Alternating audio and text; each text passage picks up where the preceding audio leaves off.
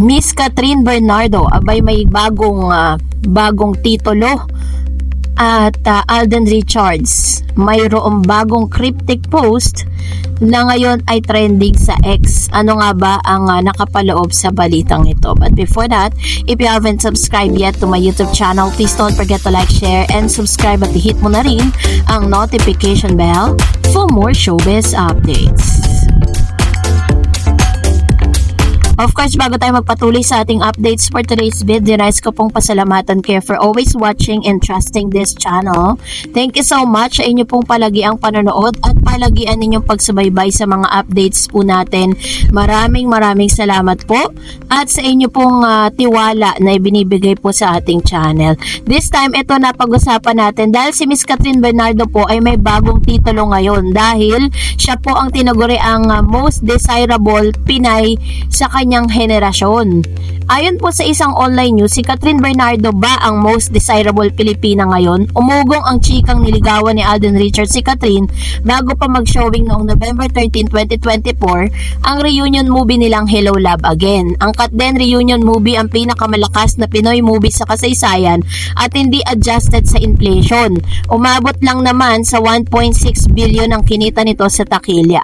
Merong mga hanggang sa ngayon ay nag-aantay pa rin tayo ng pagtatambal ni Catherine Bernardo at Alden Richards sa Pinoy adaptation ng K-drama na Queen of Tears. And then, nag-overlap noon ang usap-usapang nagpapalipad hangin din si Mr. Jericho Rosales sa ex ni Daniel Padilla. Take note, 45 years old na si Jericho na gumanap bilang Angelo Buenavista sa original teleseryeng Pangako Sa'yo noong November 2000 to September 2002, kung saan si Christine Hermosa at Ina Makaspak naman ang original nito. Sa remake ng Pangako Sa'yo, May 2015 to Feb 2016 ay si Catherine ang Ina at ang Angelo ay si Daniel. Nasa cast din si Andrea Brillantes bilang Lia Buenavista, younger sister ni Angelo. Naudlot ang romance sa pagitan ng OG Angelo at bagong Ina. At sumunod naman ay naitala din si Mr. Mark Alcala and Donnie Pangilinan, mga ibang pogi pang na-link na 29 years old na si Catherine, andyan ang 28 years old na mayor na si Lucena City na si Mark Alcala at ex-boyfriend ni Ashley Ortega. Ganon din naman sa Season 7 ng Pilipinas Got Talent PGT kasama si Catherine bilang hurado, sina Freddy FMG Garcia, Donnie Pangilinan at Eugene Domingo. Sabi-sabi, litmus test ito para sa chemistry ng katon, baka mas bagay raw sina Catherine at Donnie na magtambal sa remake of Queen of Tears.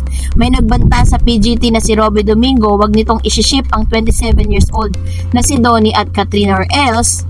At dahil po dyan is talagang inamin din ni Mama Min na sobrang dami po talagang mga manliligaw ni Miss Catherine Bernardo ngayon na bagay na kinumpirma naman ni Miss Catherine doon po sa kanyang interview doon po kay Miss MJ Marfori na sinabi niya sa isang interview sa isang ABS-CBN anchor at sinabi niya na she's still single and available. She's still happy and single right now.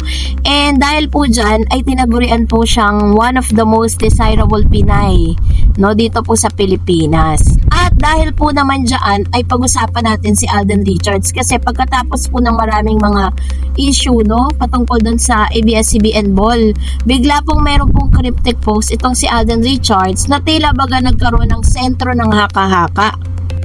The people around you is the reflection of who you are. Ang ex-post ni Alden Richards ngayong linggo ng April 6, 2025 na binibigyan ng ibang kahulugan ng mga taong pinaiiral ang iba't ibang mga haka-haka. Pero tanging aktor lamang ang nakakaalam sa tunay na dahilan ng kanyang iniintrigang mensahe. Ibinahagi ni Alden ang ex-post nito ilang oras matapos ang paglahok nila ni Julia Barreto sa Run to Share 2025, ang beneficiary event ng I Want to Share Foundation na ginanap nitong linggo ng umaga sa Ayala Triangle, Makati City. So, kasabay nito, mga batang may cancer at nangangailangan ng blood transfusion ang mga makikinabang sa Run to Share 2025 na kapwa sinusuportahan ni na Alden at Julia. Ang partisipasyon ng dalawa sa nabanggit na charity event ang isa lamang sa mga proyekto na pagsasamahan nila dahil si Julia ang magbibida sa pelikulang Philippine adaptation ng PMAC, ang 2013 Thai blockbuster horror comedy romance movie na co-producer venture ng PMAC adaptation ng Viva Films at Myriad Entertainment Corporation ang kumpanya na pag-aari naman ni Alden. Samantalang nahihilig naman sa pagtakbo si Alden at malaking bahagi raw nito ngayon ang kanyang physical fitness. Tumatakbo, sobrang sarap tumakbo ang revelasyon ni Alden na nagkwento rin tungkol sa kanyang fun run project na magaganap this coming May 11, 2025 para naman sa kapakanan ng Movie Workers Welfare Foundation. Magkakaroon po tayo ng Mowel Fun Run as we called it lights camera tatakbo para sa pelikulang Pilipino. It's a charity fun run for Mowel Fun and all proceed go to the foundation of sustained members and to open up new membership sa lahat ng manggagawa at parte ng Philippine movie and television. So, dahil po dito is talagang kamakailan parang sunod-sunod po yung mga post ni Mr. Alden, pero according naman sa ilang mga opinion ng mga netizen, ito po ay may kinalaman dun sa mga taong kasama niya ngayon at wala siyang kinalaman dun po sa mga issue na nakapaloob sa pangalan ni Miss Catherine Bernardo as of now. Kaya naman talagang may matinding paglilinaw po si Mr. Alden Richards dyan. Panay nga po ang post niya sa X at the same time sa kanyang social media nakasama ang ilan sa mga bodies na parang ang kanyang venture ngayon, ang kanyang journey is pagtakbo. At the same time is talagang meron siyang mga bagong gustong patunayan sa buhay niya ngayon. So anyways, parang tahimik ang magkabilang panig ngayon. And for that, magbasa tayo ng mga komento reaction po ninyo patungkol naman sa ating latest update. Let's start off with Miss Raquel Bersosa. Grabe pa naman yung kilig ng mga Katniel fans sa Star Magic Ball 2025 na yan. Pinipilit pa naman nila na magbalikan yung Katniel sa nangyari na yan sa party. Malabo na talaga magkabalikan sila Daniel at Catherine kahit magkasama sa movie. Malabo na talaga. Marami nagsasabing Daniel ay nagsimula ng gulo. And parang sinasabi ni Miss Dali, it's okay. Kung talagang binastos ni Cal si Catherine, dapat hindi na hatid palabas si Catherine. Parang si Daniel pa nga ang nambastos dun kay Catherine. May video pinakita, inaawakan niya si Catherine sa likod. Umiiwas dun si Catherine. Pilit kasing lapit ng lapit at hawak ng hawak sa likod si Catherine, si Daniel. Baligtad yung kwento. Si Cal Echari pa ang lumabas na masama sa kwento. Siguro kaya nagalit si Daniel. Hindi makalapit si Daniel kay Catherine nung kasama at kabanding. Aba, hanapin ko yung video na yan. Sabi ni Miss Annabelle, Daniel is just protective with Kat until now because he always cherished Kat and Kat still cherish Daniel. Di naman, basta-basta ang pagnagsamahan nilang 11 years. I could see that they still have feelings to each other. They are still hurting. It's deep in both of their heart. Daniel still have the same protective person for the woman he loved. Ayun, to naman yung kanyang opinion. Sabi naman ni Miss Melba, inis si Daniel kay Fidelia kay Kyle kasi dalawa sa mga babae niya na sina Catherine Bernardo at Andrea Brillantes ay close kay Kyle Echari. So iba naman yung opinion ni Miss Melba with regards dito sa issue na to, 'di ba? Parang sinasangkot niya din si Miss Andrea Brillantes. Sabi ni Dong Tas, this is just all the walang talagang mayor sa buhay ni Kat. Kasi bakit magsiselo si DJ kay Kyle? If may mayor na user, Kat and Kyle are just friends. He's only 21 years old and I'm sure kapatid ang turing ni Kat kay Kyle. Kat is single. Enjoy your single life.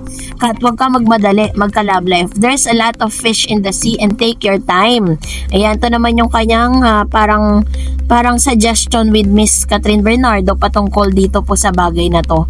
And sabi ni Miss Juanita, ay nako, basta ang nakakaalam lang sa tunay na pangyayari sila lang ni Alden at Kat. Hirap lang lagi na pinangungunahan ang buhay ni Kat. Grabe mga radar. Ang Marites, bakit alam nila hindi nagpadala si Kat sa mama niya? Hindi nakakatuwa. Sabi ni Miss Lee Maria Lourdes, itong si Daniel, if and only if na totoo ba sa gulero pala talaga. Kumbaga, wala namang professionalism or respeto man lang sa mismong event or sa ibang mga participant na nandun.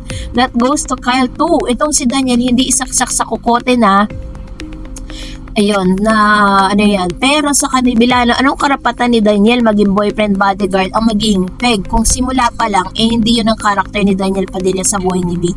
Kahit nagka-extension na si Kat, literal na ang haba ng buhok ni Kat dahil maraming lalaki ang gustong makalapit sa kanya. Respect, peace. Sabi ni Miss Evelyn, kung palaging inom ng inom ni Kat, hindi nakaka-move on. Yung happy face sa labas, crying in the inside. You need to be true to yourself, Kat. Hindi yung nilulunod mo yung sarili mo ng alcohol. Tuloy sabi mo, you are lost. After effect ng alcohol, lalo ka ma-depress. Take care and be careful of your alcohol intake. Ayan. Ito naman yung kanyang komento with actually po si Miss Catherine naman, di naman siya, kasi may mga chance na nakikita natin siyang umiinom, nag-happy-happy, di ba? Pero hindi naman ibig sabihin nun araw-araw yun ang kanyang ginagawa. Sabi ni Miss Teresita Toning, Daniel is a very bad boy and womanizer. That's not good for Cat life, period. She need to stop going to all those parties. Gonna damage her lifestyle with Alden, period. And she need her good reputation with own life, period. Sabi ni Miss Marilu, wow, haba ng hair ng Kat Damin. Ayan, ito naman yung kanyang opinion with regards to this, no? And aside from that, may nag-comment pa. Sabi ni Ma'am Shimalo, o yan na, na-debunk na naman ang isang kinakalat ni Christy na kesyo may napupuso na daw itong si DJ na taga Baguio kaya madalas nandoon. So kung totoo ito, bakit parang selos pa si DJ at muntik makipagsuntukan kay Kyle? Mag-retire ka na, Christy, at lately puro palpak na binabalita mo. Ayun. So, ito naman yung kanyang comments with regards to this. Actually, po sa sinabi lang ni Miss Catherine Bernardo that she's still single and happy, yun lang ang dami na debunk na news, diba? Patungkol sa mga idinidikit sa pangalan niya. So, anyways, maraming salamat po sa inyong mga komento. And that's it for today. For more videos and updates, please don't forget to like and subscribe. And please don't forget to follow my Facebook page, Dar Eds TV. God bless everyone.